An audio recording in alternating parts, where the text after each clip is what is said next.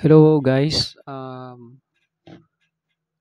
Dito sa journal 'no, yung ituturo ko dito is, ang puwede lang ma-edit. So, hirap akong mag-screen record kaya cellphone na lang yung ginamit ko. So, sa journal pala natin guys 'no, una dito sa part na 'to yung monthly performance natin dito sa baba.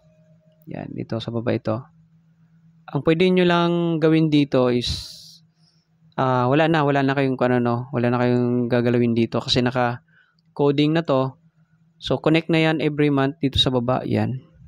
So, from January dito, no? So, yan. So, dito sa January, no? Ito yung gain, percentage, at saka yung total equity. So, nakakonect na yan dito. Dito sa monthly. Yan. So, wala ka na kayong i-edit dyan. So, ang kailangan nyo lang is data na lang, no? So, dito, lagyan nyo ng kailan nyo nabili, tapos kailan nyo nabenta, tapos anong klaseng coin ba yan, BTC ba yan, or Ape, USDT, mga ganon.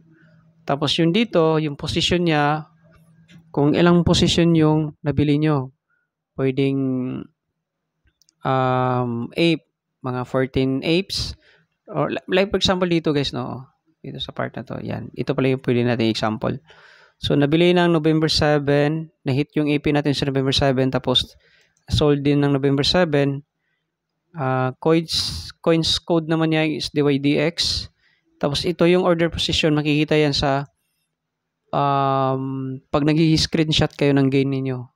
No, so ito, nag-gain siya ng, may order position tayo ng 800. Tapos yung position for long is ito. Nag-long tayo sa 2.355.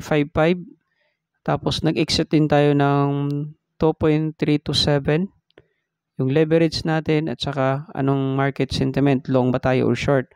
Tapos anong time frame ka nag-entry.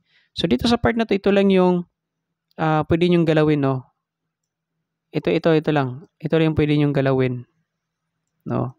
So ito naka-code na din to, no. So ang hindi lang naka-code is dito. Yan. Yan yung required to entryhan ninyo, no. Tapos dito naman yung presyo. Yung capital kung magkano. So kung $22, yun.